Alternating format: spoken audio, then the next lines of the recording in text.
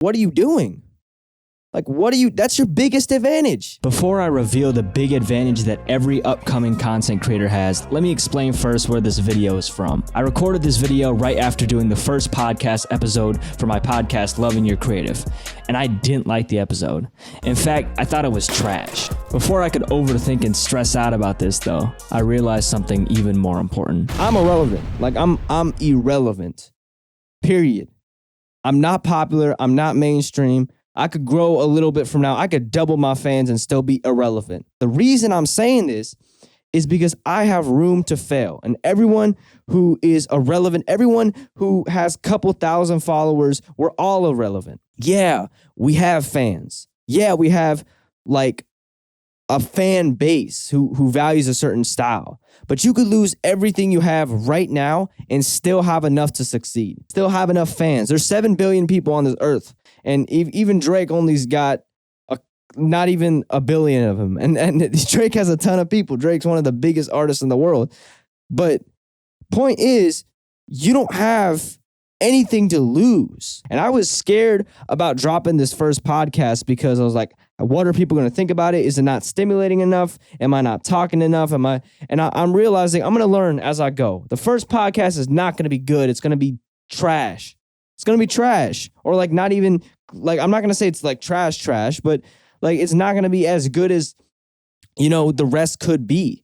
But that's the whole point. That's where you start. That's where I started with rap. I was not good when I started. I had talent in it. You could tell there was a little bit of talent, but there was a lot of things I needed to work on. But that was in 2017. It's 2022 now. And look where I am.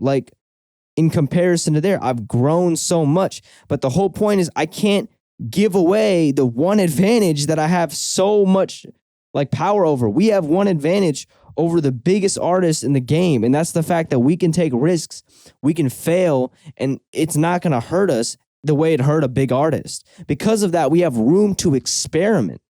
We have room to fail. We have room to make these mistakes because we don't really have much to lose. We could lose everything we have and still have enough to sustain a fan base forever. That's the biggest advantage we as irrelevant artists have. We don't have to worry about we will disappoint people, but it should not affect us because we're still trying to find our fan base. We don't have really anything to lose. But if you're scared to fail when you're irrelevant, what are you doing? That's your biggest advantage. You don't have to worry about failing. You're going to disappoint people. Yeah, that's easy. That's obvious. But that's the biggest advantage. You could screw up something and come right back and you didn't really lose anything. And yeah, people might not like it. People might click off, but I'll get used to it. I'm going to learn the sport of podcasting. If I'm really in it for podcasting, if I'm really in it for the art of creating and connecting with the audience, I have to be patient. I can't be scared to lose because I'm going to lose way more. I'm going to lose a lot. It's going to take me a while to get there, but I can't give up on it because I feel like this is important. And if you feel like what you're doing, what you're creating is important to either you or the people around you, if you're doing it for views, you're not going to last. If you're doing it for a name, for a reputation, you're not going to last. You're going to get whittled out easily. This is the wrong industry to choose if you're trying to get a name or a reputation. Because you're just good. It's not easy, bro. You're going to get screwed and then you're going to give up because you're doing it for reputation. And there's way easier ways to get reputation. But if you're doing this because you love it, you're going to stay. You're going to still be here. You're going to put through all the stuff. And I'm not saying you're less. You're not less if you give up and if you quit something, because that's the whole point. You got to try something enough to know if it's the thing for you. And it's okay to quit certain things. There's many different avenues I tried that I thought that thought would sustain, and they didn't. What do you do once your stuff fails? This is what I realized. That's how you know if you really love something. So if it fails, my vlogs fail, I was like, I can't be asked to do this. Right? When something you don't even want to do fails, you just stop doing it. If something you love fails, then you're like, okay, I'm going to keep doing it. It sucks, but I'm going to keep doing it because this is what I want to do. So it's actually really good to fail because then you can figure out what you truly care about. And that's what I learned. There's so many different types of content. I would name them, but I literally am just blanking on them right now. But I would say vlogging was definitely one of them. I wanted to do movie making. And then that got hard and I quit. When I was a kid, I wanted to make movies. That was what I wanted to do first. And then game design, that was I think second. I wanted to create games, and then coding got hard, so I quit. I might still come back to that. And I'm a little bit more interested in that one because I want to learn coding, and I'm actually growing a love for it. And maybe timing will change things. So nothing's permanent either. So I might come back to gaming. But for music, I found a deep, intrinsic love for it to where I flopped so many times. I can name you every time. You know, I dropped so many songs I got trashed on.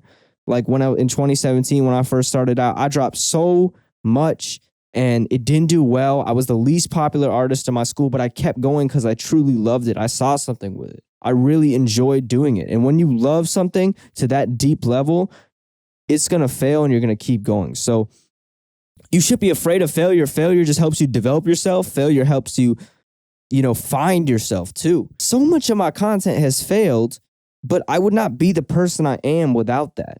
Like, look at how I'm able to project myself like naturally in this conversation. Look at how I'm able to create and edit content fast. Look at how I'm able to freestyle. All those things, those habits, those skills would not have been built from me failing so many different times and learning from it. And then it's just like life in general. When you're working on something, all you can look at, if you lens focus, all you're looking at is failure, failure, failure, right? Because the world may not be favoring you, but if you take a step back, you're going to see how much you've grown. You're going to see how much you've accomplished and how productive and crazy and awesome your life experience was, and how much better, or I don't even like to say better, but how much more yourself you are from where you were before. Even though you failed a lot, if you just take a step back, you've gotten massive, massive dubs just by continuing and not being afraid to fail. So that's the thing. Nothing's really a failure. Nothing's really a success too. So there's so many different ways to look at it, but failure is our biggest advantage. Being able to fail is our biggest advantage as irrelevant artists. I'm irrelevant. I'm saying it right here. If you are not a mainstream artist, you're irrelevant. And that's not a bad thing. That's an amazing thing. That means you get to experiment. That means you get to switch genres randomly and not have to worry about losing any money in the bank because you're not making much money from this music. You're not at that business perspective. You can switch genres. You can do whatever you want. You can release however you want. You can take whatever risks you want. However you want to do music, this is the time to be able to do music however you want to do it. Or if it's not just music, but content creation, this is the time to at least try it. And I'm not saying the way you want shouldn't be not doing it at all or doing it at a very low scale, but use the channels you want, be consistent on those in your own way, but be consistent. This is the time for you to experiment. And the biggest artists wish they had this, but they can't because they have a reputation. They have people depending on them. They have their families depending on the pockets of their music streaming. So they have to be very careful. There's a lot of pressure there. You don't have that. I don't have that. So we can make mistakes if we're taking the present and the future into account, not the past. This is probably the smallest you'll ever be as an artist right now. So this is the best time to take risks. Take some risks with your career because really you got nothing to lose. You're irrelevant, so am I.